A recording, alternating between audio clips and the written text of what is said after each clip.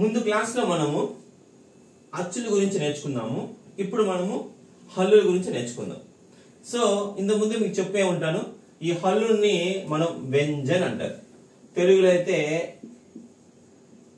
హల్లులు అంటారు. ఓకే, ఇప్పుడు మనం హల్లులు అంటే ఇప్పుడు మనం వింటూ చూద్దాం. మొట్టమొదటిగా ఖ, ఖ, ఘ, ఘ, ఞ, ఛ, ఛ, ఝ, ఝ, ఇని, ఠ, ఠ, ఢ, ఢ, అణ, థ, థ, ధ, ధ, న, ఫ, ఫ, భ, భ, మ, య, ర, ల, వ, స్య, ష, స, హ. వీటిని ఏమంటారంటే సంయుక్తాక్షర పదాలు అంటారు. అంటే క్ష, త్ర, జ్ఞ, స్ర, ధ్య. సో ఈ మొత్తం మనం ఏంటంటే హల్లులుగా మనం నేర్చుకుంటాం. ఒకసారి చూడండి, ఇంకోసారి ప్రొనౌన్సియేషన్.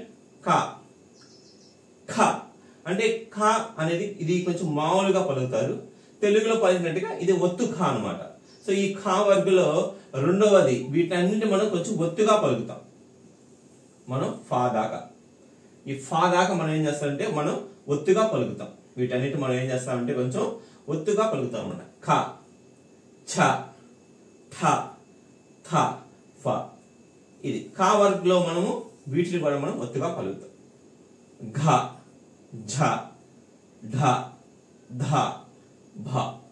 మామూలుగానే ఇప్పుడు చూడండి, క, ఖ, గ, ఘ, ఞ, చ, ఛ, జ, ఝ, ఇని, ఠ, ఠ, డ, ఢ, అణ, థ, థ, ద, ధ, న, ప, ఫ, బ, భ, మ. ఈ విధంగా ఇంకా యారాలావాలు మనం యా, రా, లా, వా, ష, ష, స, హ.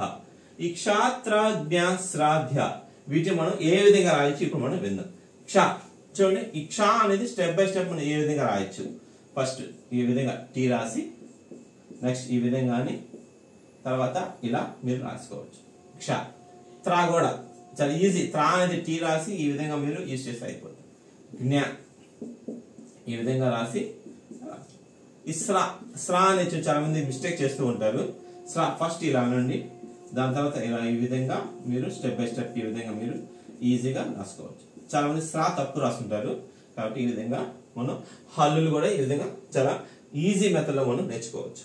మీరు కూడా బుక్ తీసుకొని కొంచెం ప్రాక్టీస్ చేస్తూ ఉంటే మీరు ఈ లెటర్లు అనేవి ఈజీగా మీకు గుర్తించుకోవచ్చు, ప్లస్ మీరు ఐడెంటిఫై చాలా ఈజీగా చేయొచ్చు. Okay, thank you.